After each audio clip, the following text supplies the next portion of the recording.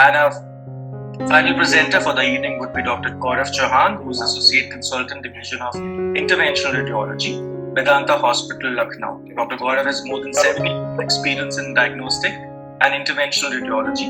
He is proficient in peripheral vascular, endovascular and endovascular interventions and has 10 plus publications to his credit till date. Thanks all the presenters for being a part of this session today. Gaurav, are you ready? Yes, sir. Yeah, so unmute yourself. Yes, sir. Am I audible, sir? Yeah, very well. Thank you, sir. I think you have the best connection as of now. Yeah. Okay, Gaurav, go ahead. Good afternoon, everybody. My name is Dr. Gaurav Chauhan. I'm Associate Consultant Interventional Radiology in Medanta Hospital, Lucknow. So, the topic of today's presentation carries a significant historical significance because, as we know, the first angioplasty was also SFA angioplasty, which was done by Charles Daughter in 1964. So, this was the image of Charles Daughter, and these are the angioplasty images. This is the first pre-angioplasty image and this is the post-angioplasty image. He was serendipitously able to negotiate the wire and then catheter through this stenotic segment, which he called a daughtering, famously known as daughtering. So this was the first patient who got angioplasty, the Dr. Charles Daughter, and carrying her own angiograms. Surprisingly, there was one young man, Thomas Fogarty, who was also working in the same hospital, but they two couldn't ever met in the hospital. So the first balloon angioplasty catheter was not discovered until 1974, 5,000 miles away, different continent, by another gentleman in Zurich by Andrew Grundzig. So this was the first intentional balloon angioplasty image, which was done by Andrew Grundzig. So starting with the assessment of the patient, we all patient symptoms based on Rutherford classification, whether they are claudicant, CLI, ALI, history, physical examination, ABI, Doppler, and anatomy. There are various treatment modalities, endovascular, surgical, and there are various treatment options in endovascular revascularization. So I'll just start with the cases. So the case number 1 is 60-year-old lady, controlled diabetes and hypertension, who came with complaint of claudication and ischemic rest pain. There was no ulcer, the popliteal and tibials were not palpable, and there was history of SFA stenting which was done outside. So we did a Doppler and there was no flow in the stent. So these are the aortogram images. We can see the distal aorta, bilateral iliacs, external iliacs, and as we go forward, this is the right common femoral artery run, and we can see the distal deep femoral is filling, but superficial femoral is not filling, and we can faintly see a stent lying in the superficial femoral artery.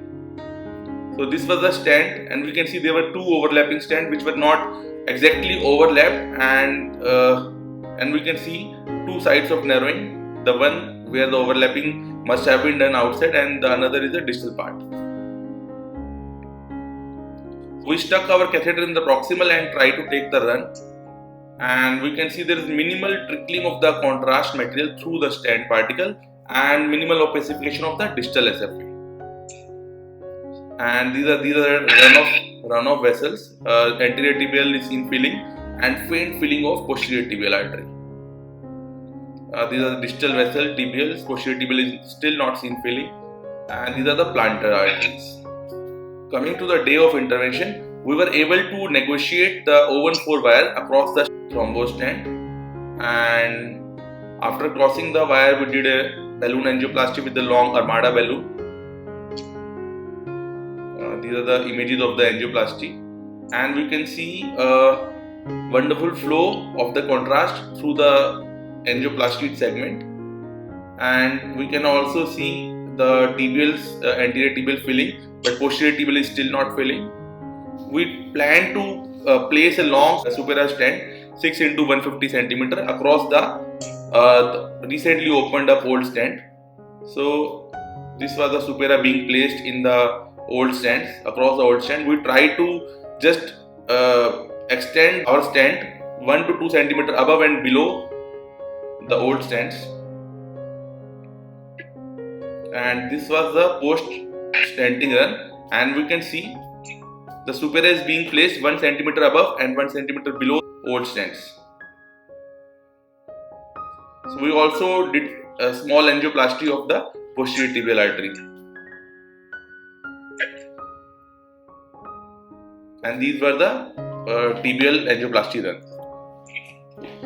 So another case is the one without the beak. This was a 50-year-old male, controlled hypertension, follow-up case of intracranial atherosclerosis, for which we did balloon-mounted stent in the intracranial carotid artery. And now after 6 months, he presented with the rest leg pain. As we know, atherosclerosis doesn't occur in unison, so it is an ongoing process which affects all the arteries of many systems. So there was no ulcer, feeble pulses at the groin. Doppler shows monophasic flow in tibials. CT angiography was done, which showed long segment occlusion of superficial femoral artery. So we took a retrograde popliteal artery puncture, and this was the run from the popliteal artery. We can see the SFA is not seen filling from mid-thigh upwards. So we were able to negotiate our wire and catheter up to the groin region, up to the bifurcation, and we can see SFA is not filling flush with the ostia. So we crossed the lesion with our wire and catheter and did a long segment angioplasty. And this is the post angioplasty run. Apart from a small nick here, the whole artery shows normal, smooth lumen caliber.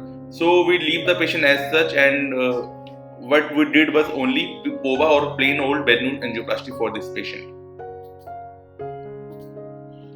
So this is the third case. I'll just make it quick. The one who had it both ways. This was a 60-year-old male, uncontrolled diabetes, came with complaint of intermittent claudication, resting pain and non-healing ulcer. We did an diagnostic angiography for the patient after Doppler evaluation. These are the runs of superficial and deep femoral artery. And we can see a long segment non-opacification of the SFA, which is being reconstituted by collaterals. And these are the tibial arteries. We can see a small plaques at bifurcation. So we tried to go from above and we tried to negotiate our wire across the stenotic segment, but we were not able to cross it. So we have a very low threshold for the popliteal puncture in these kind of cases. So we took a popliteal puncture, and then from popliteal puncture we were lucky to negotiate the lesion. So this was the popliteal puncture, and we were lucky to negotiate the lesion. We did balloon angioplasty and achieved some good results. And after balloon angioplasty, this was the result after balloon angioplasty. We can see some small dissections, some small residual plaques and narrowing. So we plan to place a supera stent in those segments. So before placing the supera stent in the SFA, we also did small angioplasty of the bifurcation of the tibials. So this was the angioplasty of the bifurcation of tibials, and this was the final result after angioplasty. And before ending our procedure, we placed the supera stent across the lesion. So this was the run before supera stent, and this was run after supera stent. So with this, I would like to end my presentation with the famous quote from Charles Dotter: "The guide wire is passed across the atheromatous block more by the application of judgment than of force." So Gaurav, very nice accumulation of cases. So you have showed importance of antegrade, retrograde, and need for both the accesses. Yes, sir. And I think performed very well. So just quick questions for the audience who are with us.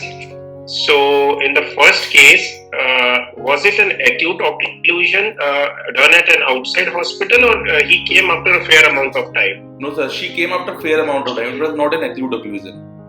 She came with because that was important. Yes, sir. So he came after a month or so. So that is important because that was not mentioned. Because had it been an acute occlusion, I'm sure you would have done a lysis and followed by inlining the stent. Yes, so being a sir. chronic, so basically maybe it was new intimal hyperplasia or instant restenosis, whatever.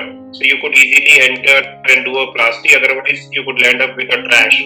So that was the only thing just wanted to highlight. So what I could remember, she came after 4 to 5 months after stent placement outside, with slowly developing symptoms. So basically it was. Yes. Yeah, so that was very well handled, and I think superior stent is the best stent to be placed wherever there is a stent fracture. Yes. We have done in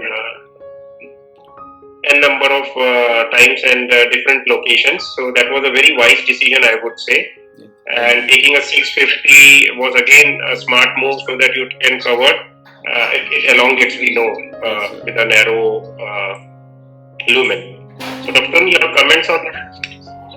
No, I totally agree. Very nicely performed cases, and that's the good part, because it's very important to understand that one who starts doing these procedure, before they start or launch into independent practice, they should be very, I would say, confident of having all these approaches, because so many times if you can't come from the above and you are not capable of having a pedal approach or popliteal approach, then unnecessarily, we are not able to pass the benefit to the patient. And sometimes, if there is the only interventionist available, then you may require a hybrid approach also sometimes.